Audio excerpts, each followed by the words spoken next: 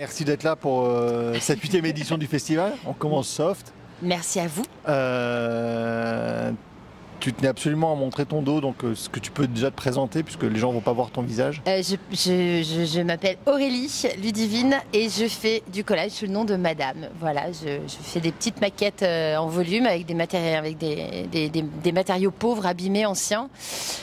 Souvent avec des mécanismes et du volume, et je transpose ça dans l'espace public pour en faire des fresques comme ce que tu vois dans ton dos. Donc la base, moi j'ai un œil derrière, hein, donc comme ça au moins voilà, on est dans la capacité de faire autre chose que de se regarder. C'est ça. Voilà, au moins. Voilà. C'est ça. C'est plus sympa. Donc ça, c'est parti d'une maquette à la base ? Tout à fait. À chaque fois, je pars de matière existante, je pars de volume. En fait, moi, j'ai un vrai problème de matière. J'ai un rapport à la matière qui est un peu fusionnel et je n'arrive pas à faire un collage digital comme ça, tu vois. Je sais pas faire. Il faut vraiment que j'ai les matières devant moi, les gravures, que je les découpe, que je vois comment ça matche les unes avec les autres. Et après, à partir de là, je vais transposer sur l'ordinateur. Mais j'ai un vrai travail artisanal en fait à la base. D'accord. Donc tu as un travail de collecte au départ. Tout à fait. De tous tes éléments. Ouais. Tu composes avec ces éléments ton œuvre. Ouais, tout à fait. Tu photographies tout ça? Ouais, je scanne. Tu numérises? Ouais. Comment est-ce que tu fais pour scanner des objets? Alors en fait, c'est là où la partie un peu pénible, c'est-à-dire qu'avant de monter en volume la petite pièce, je scanne tous les éléments qui me servent à monter cette pièce en volume et je les mets de côté. Et une fois que ma pièce en volume est montée, qu'elle est terminée, que je sais ce qu'elle raconte, etc., là je retourne sur l'ordinateur avec tous les éléments que j'avais scannés. Parfois il y en a trop, parfois j'en rajoute même, parfois il n'y en a pas assez.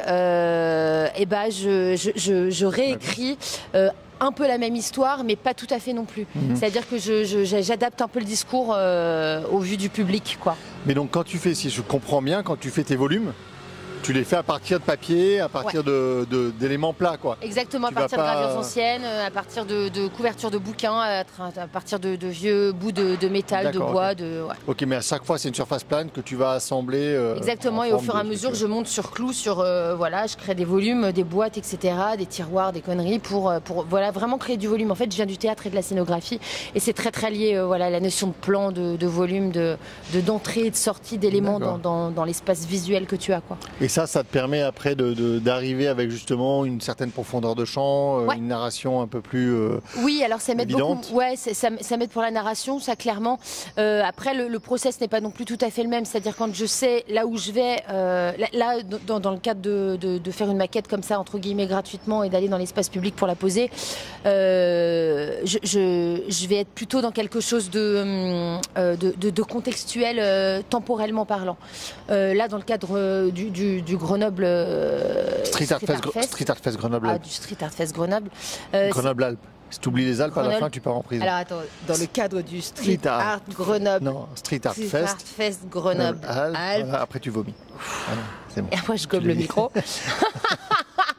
Et ben là, c'est un peu différent, c'est-à-dire qu'à chaque fois quand je sais où je vais faire toute une recherche d'histoire, de légende, de contexte. Et du coup, là, dans ce sens-là, le contexte est lié certes au temps, mais aussi à la localisation. Et voilà. Et quand tu parles de localisation, il y a toute une colorimétrie, une charte graphique. Tout à fait, ouais. Absolument, j'essaie de faire en sorte de marier le collage que je vais faire avec l'environnement. C'est-à-dire que moi, je suis pas du tout...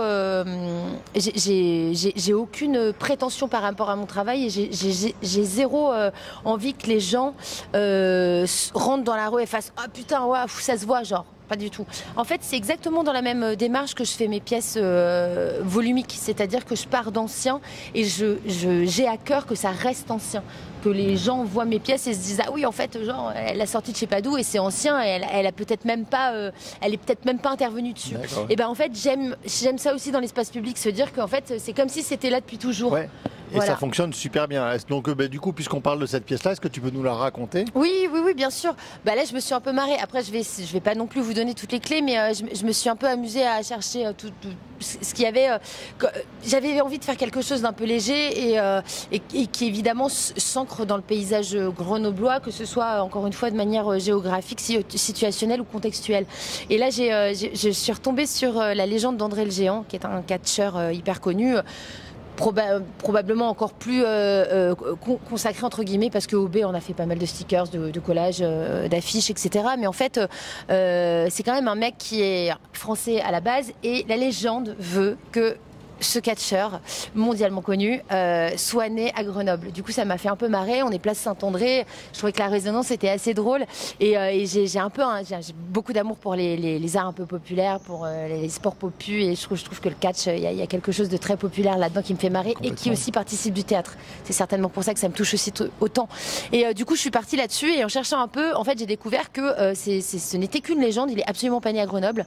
Il est né en banlieue parisienne. Et pourtant, ses producteurs, etc., toute sa carrière, ils ont toujours dit qu'il était né à Grenoble, chose totalement fausse. Donc je suis partie de cette notion de comment on transforme l'histoire pour finalement la mettre un peu à sa sauce, et dans la petite histoire comme dans la grande finalement. Et c'est ça qui m'intéressait, c'est-à-dire comment on contourne certains obstacles que l'on se crée, ou comment on contourne les vérités pour arriver à ses dessins. Voilà, c'était un peu ça l'idée.